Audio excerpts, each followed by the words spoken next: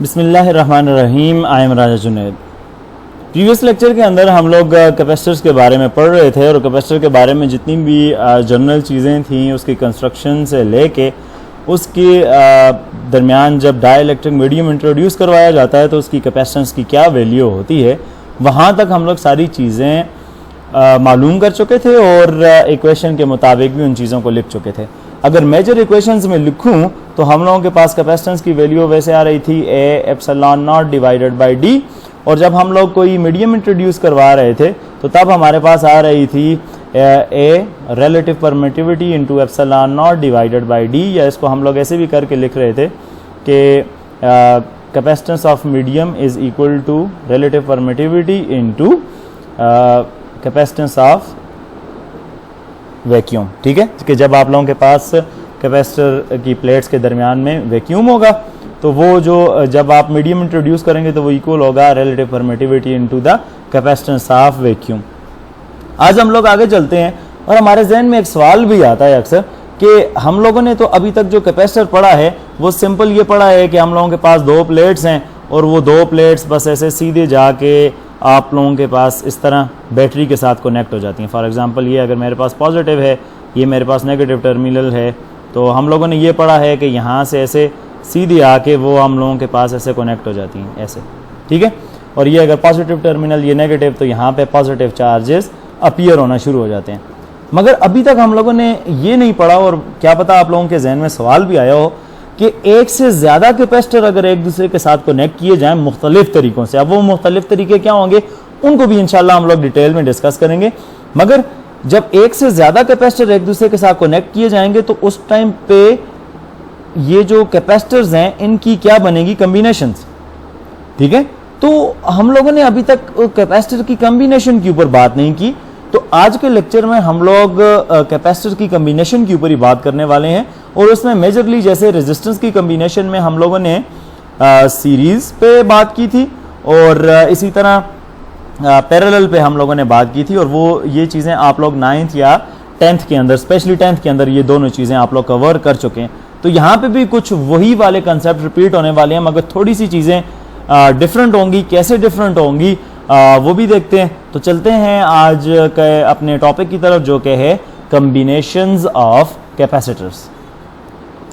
Combination of capacitors, तो हम लोग यहाँ पे क्या चीज़ें करने वाले हैं ज़रा सबसे पहले वो देख लेते हैं। Capacitors can be connected in series and parallel, यानी कि कैपेसिटर जो हैं वो हम लोगों के पास सीरीज में as well as parallel combination में, यानी कि सीरीज के अंदर भी कनेक्ट किए जा सकते हैं और पैरेलल में भी। अब ये सीरीज और पैरेलल ये क्या हैं, इनके बारे में आज हम लोग डिटेल से डिस्कस करने वाले हैं। दूसरी जो चीज़ है वो है we want to find out equivalent capacitor that has the same capacitance as that of combination of capacitors. यानी यहाँ पे इसका क्या मतलब है, इसका मतलब ये है कि आप लोगों के पास मुख्तलिफ कैपेसिटर्स कनेक्ट किए जाएंगे और उनका एक इक्विवेलेंट कैपेसिटर मालूम किया जाएगा। यानी कि हम लोगों के पास अगर 10, 20, 30, 40 या 2, 3, 4 जितने भी कैपेसिटर्स हम लोगों के पास सर्किट में लगे हैं, हम लोग एक ऐसा कैपेसिटर मालूम करेंगे कि उन 3-4 कैपेसिटर की जगह पे वो एक कैपेसिटर लग सके। यानी कि बिल्कुल उन 3-4 कैपेसिटर्स के लगने की वजह से जो कैपेसिटेंस सर्किट की ओवरऑल बन रही है, तो हम लोग एक ऐसा कैपेसिटर मालूम करेंगे जो उसी कैपेसिटर का कैपेसिटेंस के मुताबिक हो, जो वो कम्बिनेशन में हो के बना रहे हैं। तो हम लोग ऐसा कैपेसिटर मालूम करेंगे जो सिंगल उनको रिप्लेस कर सके।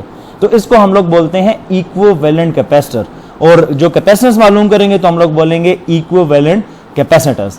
तो चलते हैं, सबसे पहले बाकायदा तौर पे हम लोग आगाज करते हैं सीरीज कम्बिनेशन से। पहले सीरीज कम्बिनेशन को समझते हैं और फिर आते हैं पैरेलल कम्बिनेशन पे और देखते हैं कि हम लोग इन्हें कैसे आगे लेके चलेंगे और इनका फार्मूला कैसे सॉल्व करते हैं।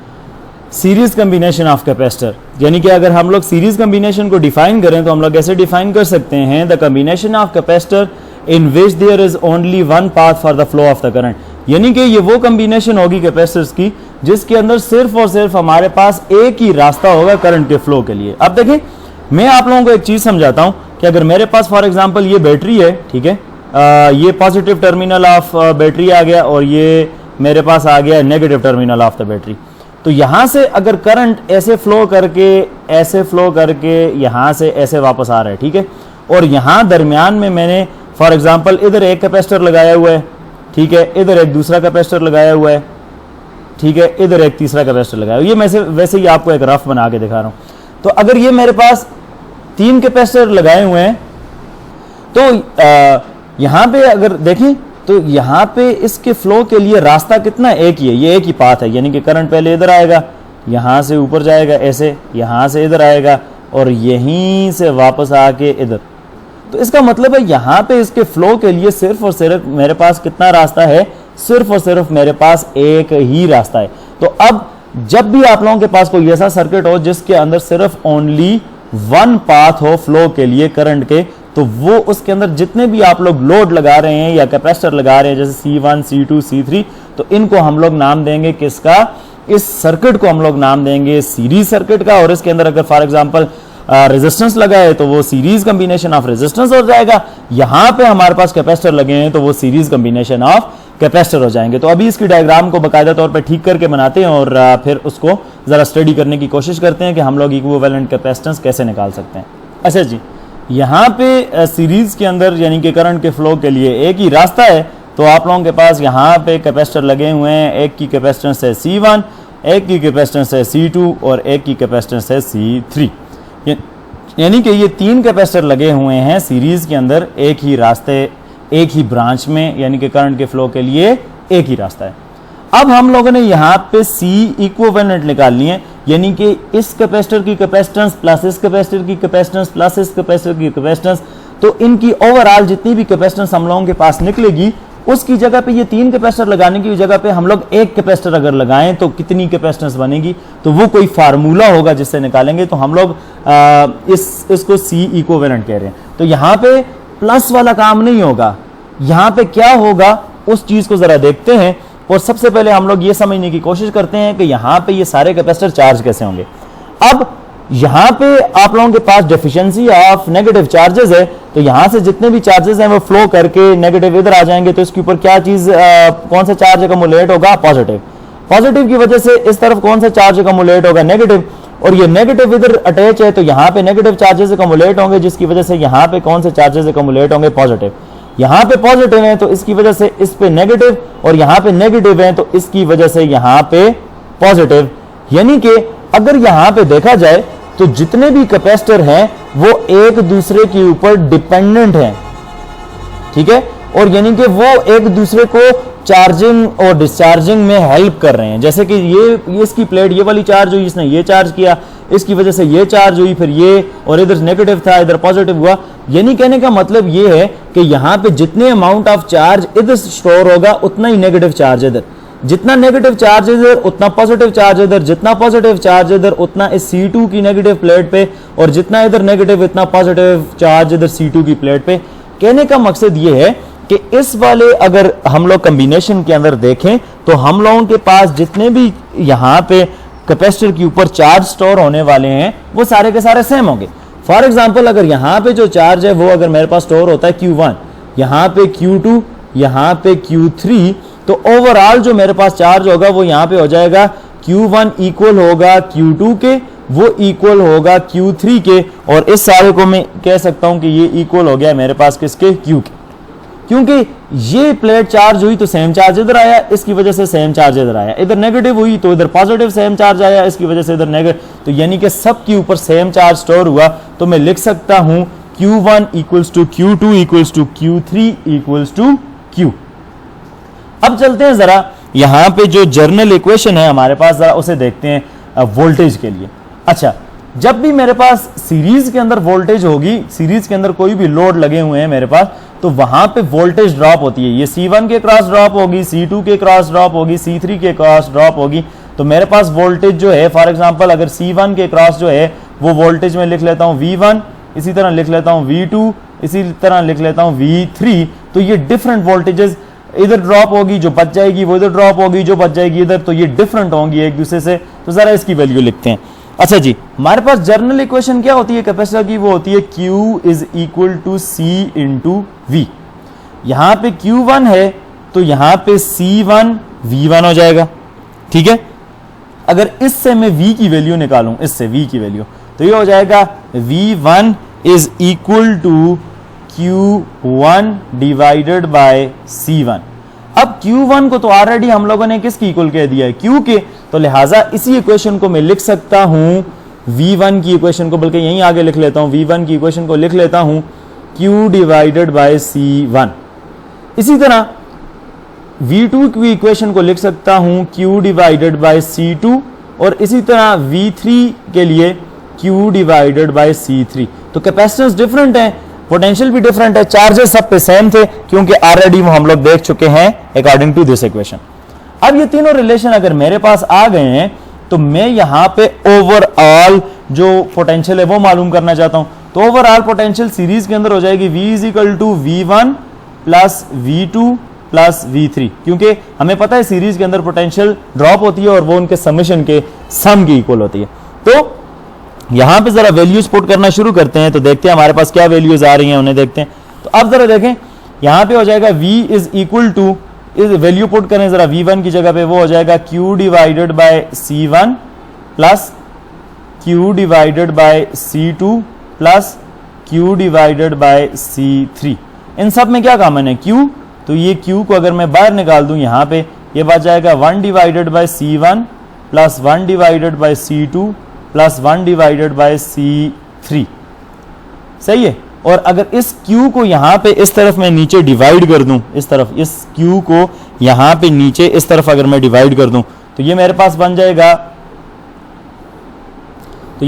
जाएगा, V divided by Q equals to 1 divided by C1 plus 1 divided by C2 plus 1 divided by C3। अच्छा, ये V बाय Q को जरा इधर साइड पे जरा देखते हैं। हमारे पास क्या होता है, Q is equal to CV, और इस Q को इधर डिवाइड करूं, C को इधर लेके आऊं, तो ये हो जाएगा 1 divided by C is equal to V divided by Q। इसका मतलब है यहां इस V डिवाइडेड बाय Q की जगह पे 1 डिवाइडेड बाय C लिख सकता हूं, तो ये हो जाएगा 1 divided by C equals to 1 divided by C1 plus 1 divided by C2 plus 1 divided by C3। और ये जो 1 डिवाइडेड बाय C है, इसके साथ में इक्विवेलेंट लिख सकता हूं, यानी कहने का मकसद ये है कि यहां पे ये जो इक्विवेलेंट कैपेसिटेंस आएगी, उसके लिए इक्वेशन आप लोगों के पास ये आ गई, इक्वेशन ए।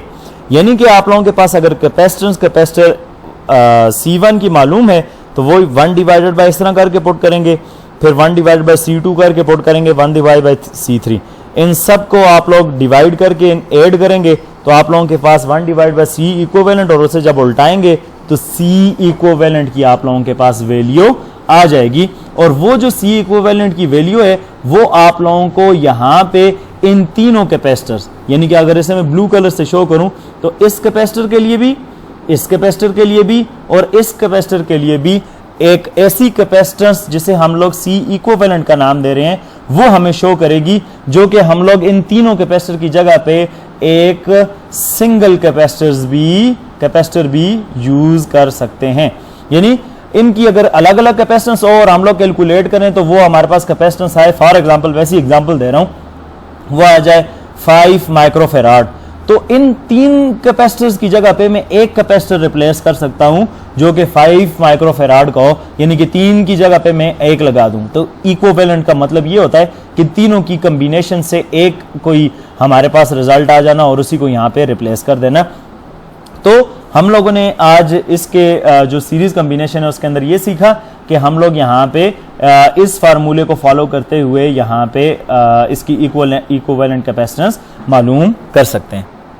और यहाँ पे जो इम्पोर्टेंट चीज़ है वो ये है कि हम लोगों के पास ये जो C इक्विवेलेंट की वैल्यू आएगी, ये इंडिविजुअल जो कैपेसिटर्स होते हैं उनमें से हमेशा ये वैल्यू लेस होती है। यानी कि C इक्विवेलेंट लेस होगी C1 के, इसी तरह C इक्विवेलेंट लेस होगी C2 के, इसी तरह C इक्विवेलेंट लेस होगी C3 के। यानी कि इनकी कैपेसिटेंस में से सबसे छोटी कैपेसिटेंस जो होगी उससे भी C इक्विवेलेंट की कैपेसिटेंस कम होगी। अब यहां से एक इंपॉर्टेंट चीज हमें पता चलती है, और वो इंपॉर्टेंट चीज क्या है कि आप जब भी कोई से भी कैपेसिटर हैं उनको जब आप सीरीज में लगाते हैं, तो आप लोगों के पास ओवरऑल कैपेसिटेंस जो है वो डिक्रीज हो जाती है। यानी कि सीरीज के अंदर जब भी आप लोग कैपेसिटर्स को लगाएंगे तो आप लोगों के पास कैपेसिटेंस डिक्रीज होगी। अब चलते हैं जी पैरेलल कॉम्बिनेशन पे। अब हम लोग यहाँ पे देखने वाले हैं पैरेलल कॉम्बिनेशन कैपेसिटर्स की। यानी कि अगर हम लोग कहें कि पैरेलल कम्बिनेशन क्या है, तो उसको हम लोग कैसे डिफाइन कर सकते हैं, यानी कि हम लोग यहाँ पे डिफाइन करें तो हम लोग कह सकते हैं when there are more than one path for the flow of the current, ठीक है, यानी कि हमारे पास यहाँ पे एक से ज्यादा रास्ते हों, ठीक है। पिछले वाले में हम लोगों ने देखा सिर्फ एक रास्ता हो, यहाँ पे मोर than one path for the flow of the current, तो इस टाइप की जो कम्बिनेशन होगी उसे हम लोग नाम देंगे पैरेलल कम्बिनेशन का, ठीक है। अब हम लोग इसकी डायग्राम बना के जरा समझते हैं कि पैरेलल कम्बिनेशन हमारे पास कैसे हो सकती है। तो पहले चलते हैं डायग्राम पे और फिर बाकायदा तौर पे आगे उसकी इक्वेशन जो है, जो सारी चीजें हैं उनको जरा सॉल्व करते हैं। अब जरा इस कम्बिनेशन को देखें तो हम लोगों ने देखें ऊपर कहा when there are more than one path, यानी कि एक से ज्यादा रास्ते हैं। एक से ज्यादा रास्ते कैसे बनते हैं, यहां से आप लोगों के पास करंट फ्लो होके आएगा तो यहां से करंट स्प्लिट होगा, कुछ करंट इस तरफ, कुछ करंट इस तरफ और कुछ करंट इस तरफ जाएगा। यानी कि अब आप लोगों के पास जो प्रीवियस केस था एक पाथ वाला वो नहीं है, तो यहां पे इंडिविजुअली चार्जेस इसके ऊपर स्टोर होंगे, यानी कि यहां पे कैपेसिटर एक दूसरे के ऊपर डिपेंड नहीं कर रहे, वो इंडिपेंडेंटली चार्ज हो रहे हैं। तो जब आप लोगों के पास इंडिपेंडेंटली चार्ज हो रहे हैं तो इसके ऊपर जो चार्ज है वो इसकी अपनी कैपेसिटेंस के मुताबिक, जो C2 है उसके ऊपर चार्ज इसकी अपनी कैपेसिटेंस के मुताबिक, और जो आप लोगों के पास C3 है उसके ऊपर चार्ज अपनी कैपेसिटेंस के मुताबिक स्टोर होगा। यानी कि पिछले वाले केस में हम लोगों ने देखा था कि एक कैपेसिटर भी फुली चार्ज नहीं हो रहा था, यानी कि जो सबसे छोटा होगा शायद कि वो फुली चार्ज हो जाए, बाकी जो बड़े कैपेसिटर थे वो नहीं।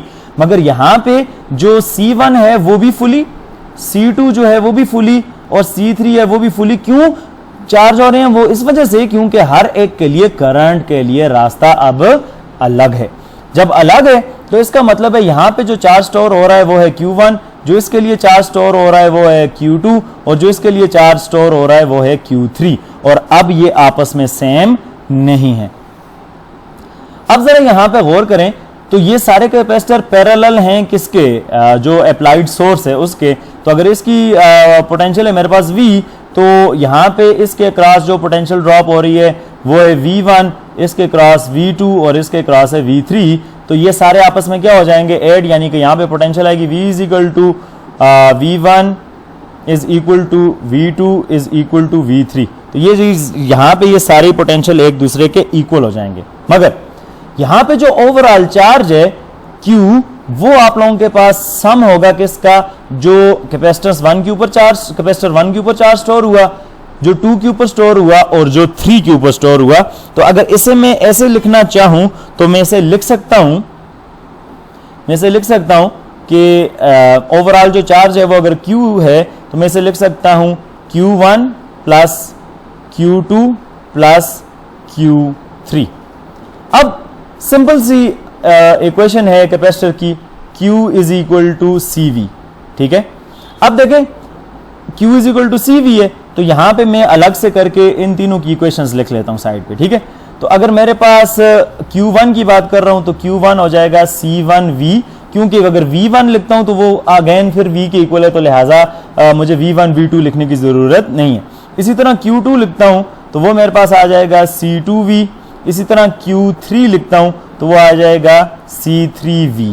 तो ये जितनी भी इक्वेशंस हैं 1, इक्वेशन 2 एंड इक्वेशन 3, ये उठा के इस इक्वेशन A के अंदर पुट कर लेते हैं। अगर पुट करें तो ये मेरे पास हो जाएगा Q will be equal to, तो Q1 की जगह पे C1V plus C2V plus C3V आ जाएगा। इन तीनों में क्या कॉमन है जी, V कॉमन है, तो ये हो जाएगा Q is equal to V को बाहर निकाल दिया, C1 plus C2 plus C3 आ गया।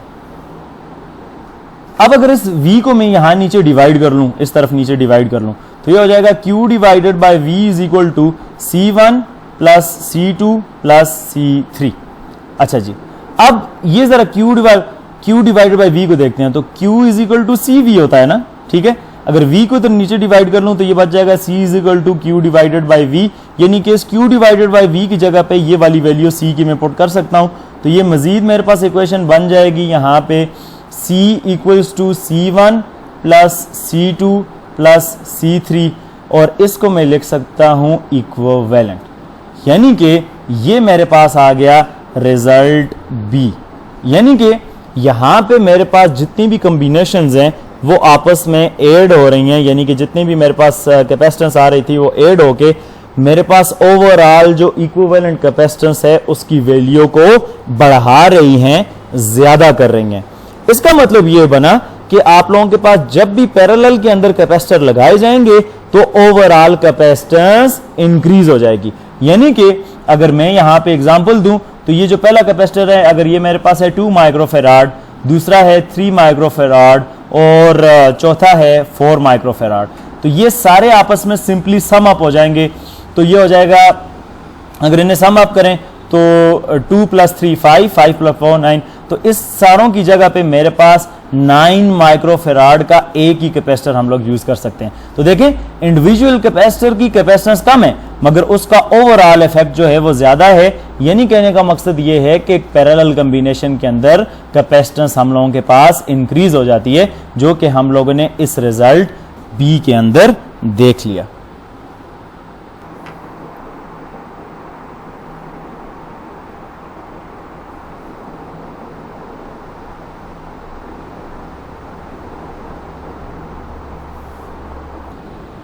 अच्छा जी, तो आज के लेक्चर में इतना ही।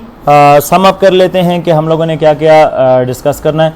तो कम्बिनेशन ऑफ कैपेसिटर्स के अंदर हम लोगों ने देखा कि हम लोगों के पास सीरीज और पैरेलल कम्बिनेशन दो हो सकती हैं।